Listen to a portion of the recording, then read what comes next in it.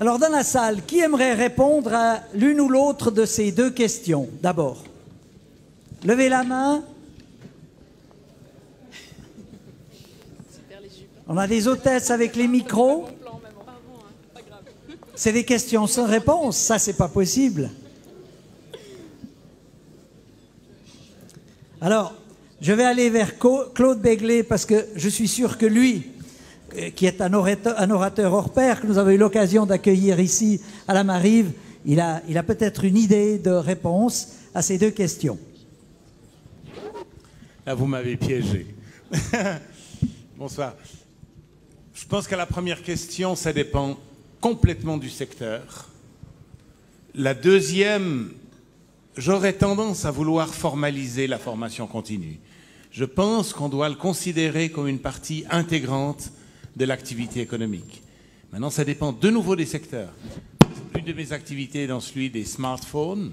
Ceux qui travaillent dans ce domaine, aux intersections de l'Internet, de la téléphonie, du monde de la musique, sont en formation continue perpétuelle. Parce que c'est des gens qui sont sans arrêt en veille concurrentielle. Puis il y a d'autres secteurs qui sont plus traditionnels.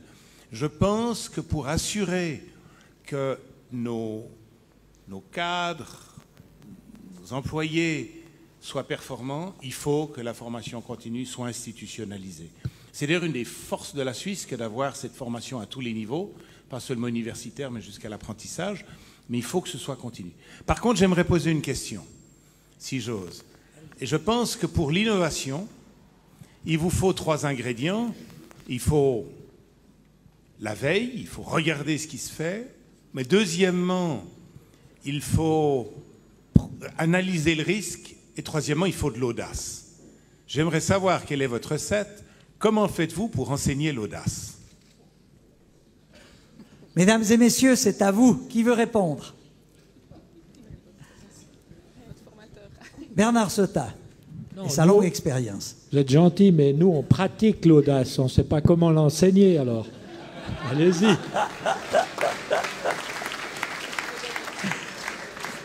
Madame Bourquenoux. Ça, c'est aussi une question piège. Hein. Je ne sais pas. Moi, je pense que pour pouvoir l'enseigner, on ne peut pas l'enseigner dans un cours vraiment, mais si on met le collaborateur en confiance pour pouvoir prendre des nouveaux défis et puis qu'il ait assez de confiance en lui, il va avoir l'audace nécessaire. Donc je pense que c'est bien de mettre une certaine sécurité dans les conditions cadres du collaborateur pour qu'il se sente en assez grande confiance. Je dirais que c'est peut-être la clé ou un départ de clé. Madame la directrice de la HEIG, est-ce qu'on pourrait former les jeunes à l'audace? On ne forme probablement pas à l'audace, mais très probablement, puisque la question était à partir de l'innovation et des conditions d'innovation. Les conditions d'innovation, elles sont beaucoup liées à la rencontre entre des personnes. Et probablement, on peut faire une veille des audacieux, pas seulement une veille des opportunités d'innovation, mais une veille des audacieux. Et probablement, travailler à l'articulation de plusieurs compétences, ça nous met dans une situation où l'audace peut aussi naître de cette interdisciplinarité. Et personnellement, travailler sur l'audace, c'est peut-être travailler aussi sur la capacité à travailler avec d'autres et avoir ensemble des opportunités et des zones d'innovation. Muriel Girardin, vous avez peut-être une petite idée? Pour moi, c'est surtout de l'encourager déjà, de dire qu'on a droit à l'erreur, parce que c'est souvent des idées assez folles qu'on se dit mais non, ça passera jamais, on n'ose même plus en parler forcément à sa direction. S'il y a déjà cet état d'esprit qui vient d'en haut, automatiquement les collaborateurs vont peut-être plus oser déjà.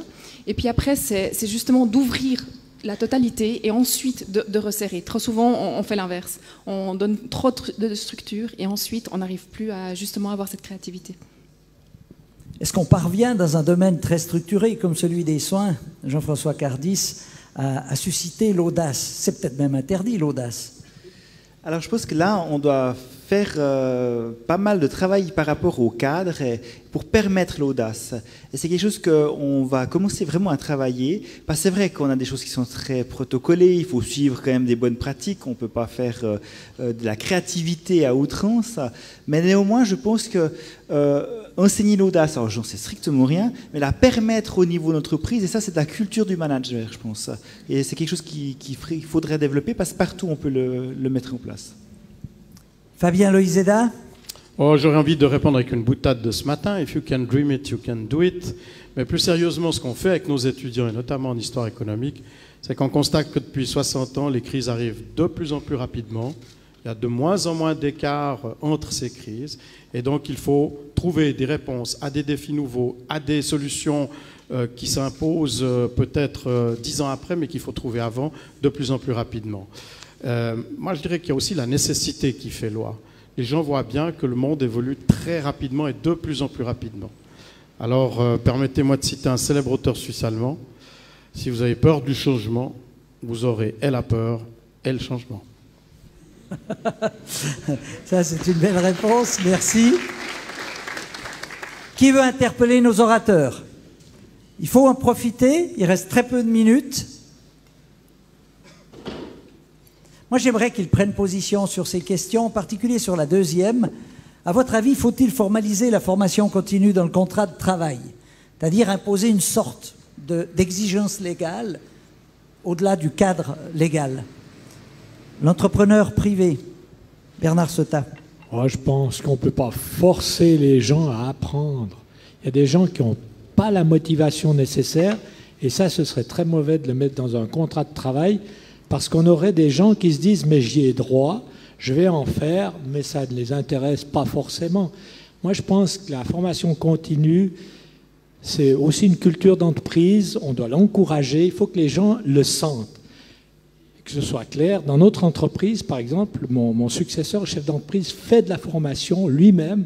Ils viennent de passer avec 20 cadres hors de l'entreprise, mais c'est lui qui l'a fait. Et là, j'étais content d'entendre Muriel qui disait, bon, le formateur, il devrait aussi avoir une formation, ça c'est vrai.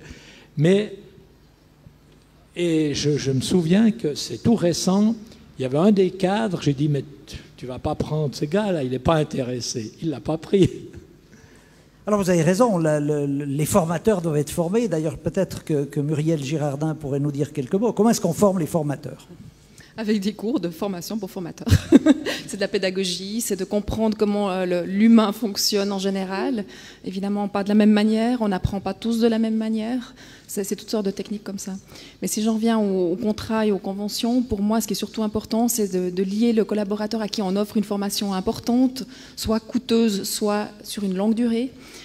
Déjà rien que par la démarche, de mettre par écrit, ça coûte tant, on attend de toi cet investissement et que tu restes dans l'entreprise, de signer ce papier, ça montre un engagement de la personne. Et ce que je fais des fois aussi de temps en temps, c'est de faire signer également son responsable direct, parce que finalement c'est aussi lui qui doit lui laisser le temps qu'il faut.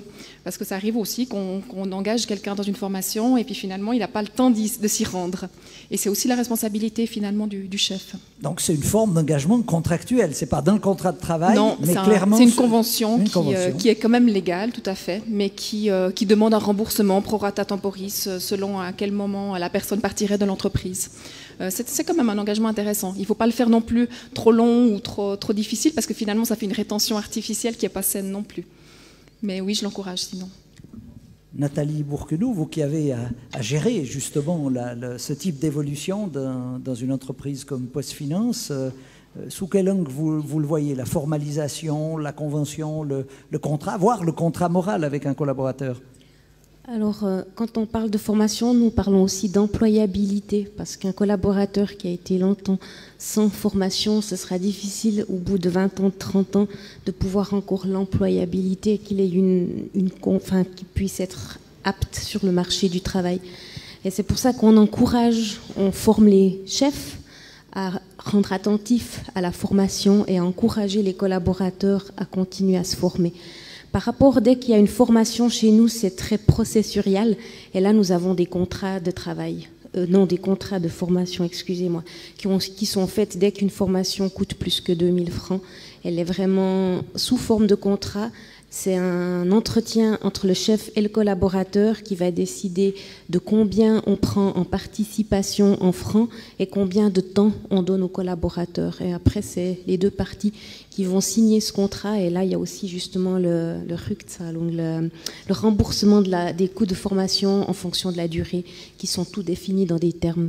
Oui, ça c'est le contrat. Merci. Moi, j'aimerais savoir, Madame Hirsch, vous qui avez déjà une très très bonne expérience, moi j'ai connu l'époque où quand on nous formait, on était formé pour la vie. Formation continue, c'était une notion totalement inconnue. Est-ce qu'aujourd'hui, aux jeunes étudiants que vous avez à l'HEIG, est-ce qu'on les prépare déjà à la formation continue et de quelle manière? Alors, je crois que la plupart de nos étudiants sont conscients, évidemment, que les compétences qu'ils sont en train d'acquérir ne sont pas des compétences qui vont les accompagner telles quelles jusqu'à l'âge de la retraite et qu'il y aura des piqûres de rappel et des nouveaux types de compétences à acquérir dans leur vie future. Je crois que là, il y a une conscience assez juste. Même s'ils sont très heureux quand ils ont fini les cours et obtenu leur bachelor, de dire jamais plus jamais, on s'aperçoit très clairement que beaucoup d'entre eux continuent assez rapidement dans des formations continues. Quand on est dans les métiers de l'ingénierie, l'obsolescence des compétences et des technologies, elle est tellement inhérente à ce qu'ils côtoient que pour eux, c'est une évidence qu'il y aura des suites. Dans le domaine hospitalier, Jean-François Cardis, comment est-ce qu'on procède? Alors, au niveau des hôpitaux, donc c'est déjà inscrit dans la loi de la santé publique vaudoise, mais tous les cantons ont une loi à peu près similaire. Donc, en tout cas, au niveau des directeurs généraux, directeurs de soins, directeurs médicaux, nous avons l'obligation de nous former, autrement on perd notre autorisation d'exploiter et de pratiquer. Ensuite, alors c'est assez culturel au niveau de l'entreprise. Les formations continues se font, les gens y vont, les directeurs, ce qu'on appelle nous métiers, on donne aussi. Et puis, en fait, on a au niveau de la convention collective de travail un contrat qui se signe aussi par rapport à la formation continue. Mais de toute manière, c'est un contrat moral que nous avons. Et les responsables d'équipe peuvent demander, et demandent parfois à certaines infirmières ou autres praticiens d'aller suivre une formation au sein de notre unité de formation, notre centre de formation, pour pouvoir être plus à même à faire les soins. Fabien Loizeda, sur ces questions-là? Alors moi, je suis favorable à cette instauration d'une formalisation, mais à géométrie variable. Et je serais pour un plus petit dénominateur commun. Parce qu'il y a la majeure partie des entreprises où le dialogue existe. Je tiens à saluer, comme je l'ai dit par écrit ce matin, pour tout ce qui se fait déjà. Je crois qu'on le méconnaît. Et la preuve, c'est cette somme de 5,3 milliards dont on a parlé ce matin. Mais il y en a aussi qui ne le font pas. Et il y a aussi des cultures d'entreprise, pas forcément parce qu'ils sont de ta génération, Isidore, mais parce qu'il y a des urgences. Et je les comprends très bien. Il faut sauver l'entreprise. Et il y a encore quelques attitudes où on pense que la personne qui va en formation continue, c'est un petit peu de repos. Moi, je l'ai entendu, hein, un petit peu de vacances, entre guillemets. Non, je crois que la formalisation permettra le sérieux et provoquera le dialogue dont j'ai parlé ce matin, mais avec une compréhension pour les urgences d'une entreprise. Et c'est pour ça que je plaiderais pour un plus petit dénominateur commun, un plancher à partir duquel l'entrepreneur ou le collaborateur peut discuter d'une augmentation de ce contrat. Merci. Alors, la salle, s'il vous plaît. Petit effort. Ici, un micro, ici, à monsieur. Déclinez votre identité par courtoisie pour nos conférenciers. Jean-François Berson, il faut se lancer, hein, montrer qu'on est actif, qu'on est innovant aussi. Alors, notre table a eu la réflexion suivante. À la question quelle doit être la fréquence des cours de formation, on n'est pas forcément dans une question de fréquence, on est plutôt dans une question de besoin. Besoins qui, bien entendu, sont spécifiques à l'entreprise, mais également à l'employé, cadre ou employé. Je pense que ça, c'est très important. Alors, effectivement, il faut quand même avoir une systématique, un souci, comme vous l'avez dit, hein, certaines entreprises, ça se fait très très bien, d'autres, ça le fait moins, voire pas du tout. Donc, je pense qu'il doit y avoir une conscience que chaque employé doit pouvoir évoluer. Je pense trop souvent également, ce qu'on constate dans les entreprises, c'est qu'il y a de la formation continue qui se fait, mais surtout au niveau de la technique, mais pas assez dans le bien-être. Comme vous le savez aujourd'hui, le marché nous met beaucoup plus de pression, et je crois on arrivera à avoir des gens beaucoup plus efficaces à partir du moment où on leur enseigne aussi la possibilité d'être bien dans leur peau, de pouvoir prendre du recul par rapport à leurs responsabilités. Et je pense que ça, trop souvent, certains patrons pensent que c'est du temps perdu.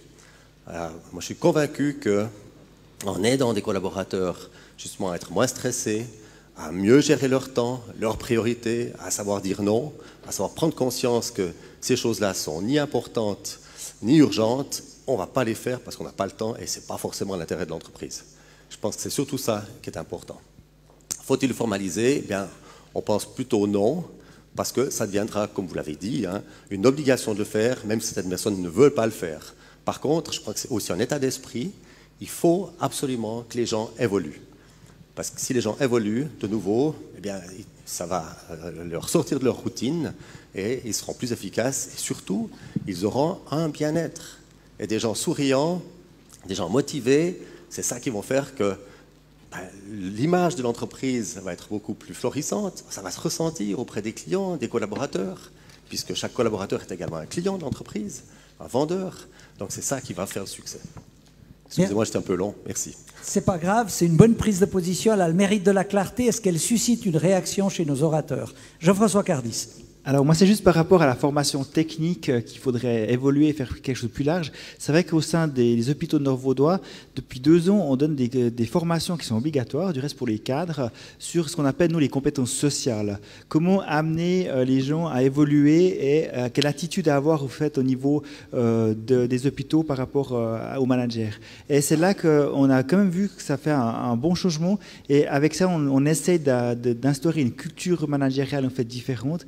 Et c'est les directeurs de département qui donnent les formations. C'est pour ça que je trouve intéressant de dire, oui, c'est vrai que ce n'est pas que technique, même si c'est une grosse part, en tout cas, dans les hôpitaux, mais que nous essayons aussi maintenant de reprendre ce qui était dit aussi un peu ce matin, à pouvoir inculquer des compétences sociales aux managers. Merci. Quelqu'un d'autre désire réagir? Alors, dans la salle, qui veut interpeller les orateurs? Oui, un micro. Il n'est pas branché. Oui, Patrice Lévy, consultant. Quand je vois les 2 questions là, moi c'est surtout une 3e question qui devrait apparaître pour pouvoir répondre aux 2 premières. Posez-la. Je vais la poser. Moi je m'occupe d'analyse des risques de façon assez générale. Finalement, on pourrait se poser la question, quelles sont les conséquences pour une entreprise qui n'a pas de formation continue? Parce que là, à ce moment-là, vous avez aussi la direction qui est concernée et vous avez aussi les collaborateurs. Je pense que la mesure des conséquences dans une entreprise maintenant qui n'aurait pas de formation continue, ça répond à beaucoup de questions sur la non-formalisation ou sur la formalisation. Parce que l'évolution qui a été énoncée tout à l'heure, elle va tellement vite que personne ne peut y échapper, dans n'importe quel domaine. Qui veut répondre? Fabien Loizeda? Bon, je partage parfaitement l'analyse de monsieur. Il y a un grand philosophe qui a dit « essayez l'ignorance à la place de la formation ». Donc personnellement, l'entreprise qui prendrait le risque, ça veut dire que ou bien elle a un marché de niche parfaitement extraordinaire qui ne bouge plus depuis 30 ans et qui fournit un produit de luxe qui correspond à un type bien précis de clientèle, mais qui peut se targuer d'abord d'avoir ce marché en ce moment et qui peut oser dire qu'il va tenir dans les 30 prochaines années. Donc c'est l'entreprise qui prend le risque. Et c'est là que le patron, le conseil d'administration ont une véritable, à mon avis, responsabilité. C'est peut-être par des efforts tels qu'on le fait aujourd'hui dans ce forum, de sensibilisation, parce que moi je comprends parfaitement les patrons, je les rencontre souvent dans d'autres lieux, où ils n'ont pas reçu ni une sensibilisation, ni une culture d'ouverture à ces questions-là. Et il faut attendre que la catastrophe leur tombe dessus pour s'apercevoir que, mais face au développement durable, nous, on n'a absolument aucune réponse. On ne sait d'ailleurs même pas ce que c'est le développement durable. Voilà ce que j'ai entendu il y a 6 ans. Aujourd'hui, le développement durable est intégré à peu près partout. On peut même se demander s'il n'est pas déjà un virage pris. Moi, je dis que le travail des hautes écoles, c'est d'être à l'interface entre l'économie et les sociétés pour pouvoir fournir des produits de la recherche fondamentale pour les uns, en ce qui nous concerne, avec Catherine, de la recherche appliquée, et de stimuler les entreprises et les patrons pour leur dire, voilà, les outils sont là, les voulez-vous, nous sommes présents, nous pouvons peut-être vous apporter les derniers fruits de la recherche. Sur cette notion de risque, Bernard Sota.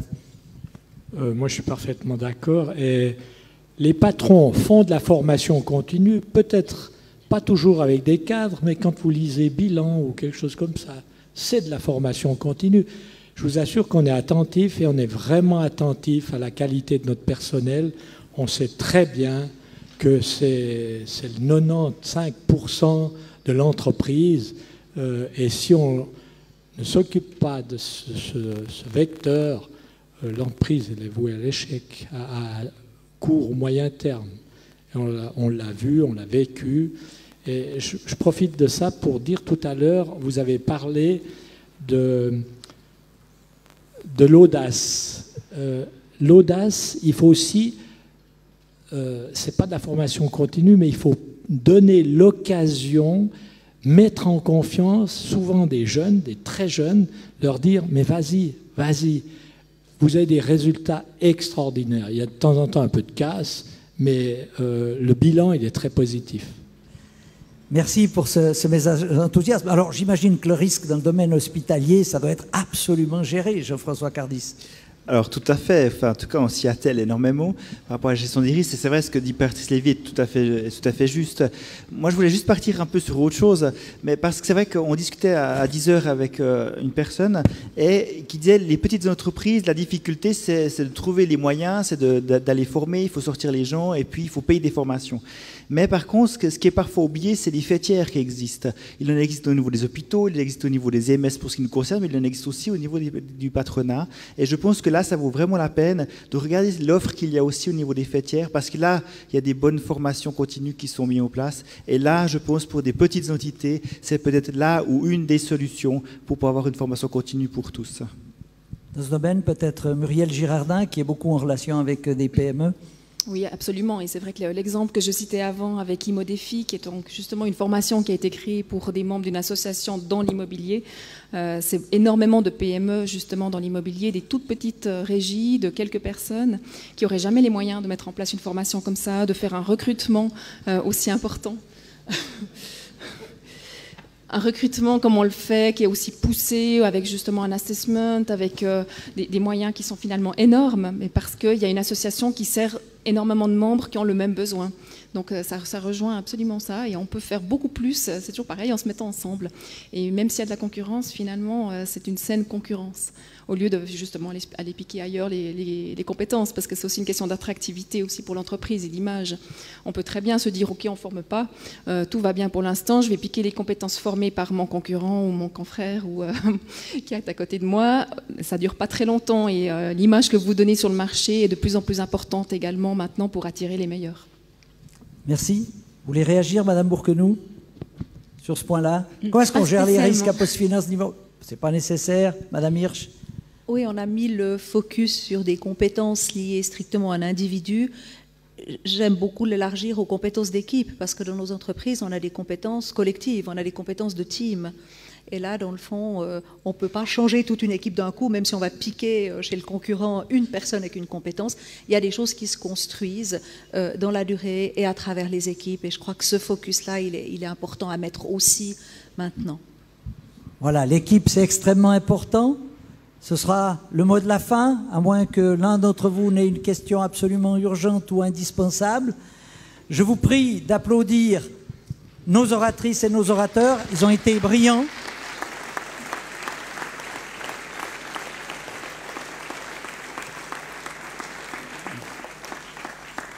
Et Christian Frémont, Achille Crivelli, qui sont en charge des relations avec les orateurs, vont leur remettre un présent original, puisque c'est un dessin, un mix et remix réalisé pendant leur exposé.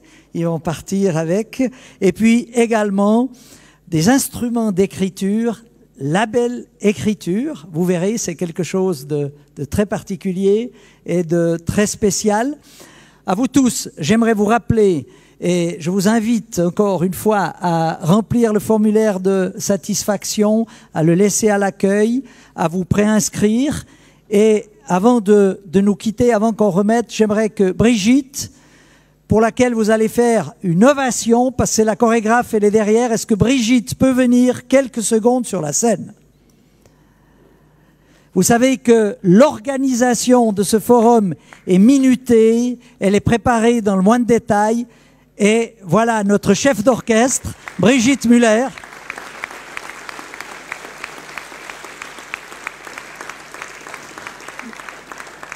Alors, Brigitte va nous rappeler le jeudi 4 septembre, la 9e édition. Vous allez avoir le thème qui va défiler. Je vous rappelle qu'on attend vos suggestions de vos 3 conférences préférées que vous aimeriez revivre. En tout cas, accueillir à nouveau les 3 conférenciers en 2015. Ce sera le jeudi 3 septembre et le thème est déjà défini. Laissez-nous réveiller l'entrepreneur qui est en vous.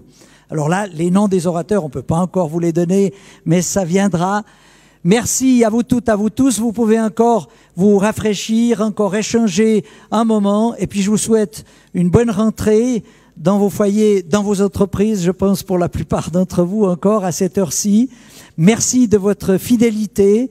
Et puis, au nom de toute l'équipe du Forum, en particulier du président Cédric Borboin et du vice-président Achille Crivelli, je vous donne rendez-vous pour le Forum, la 9e édition du Forum économique du Nord-Vaudois, le jeudi 4 septembre 2014. Merci à vous tous. Bonne fin de journée, bon succès sur le plan familial et bon succès pour vos entreprises aussi.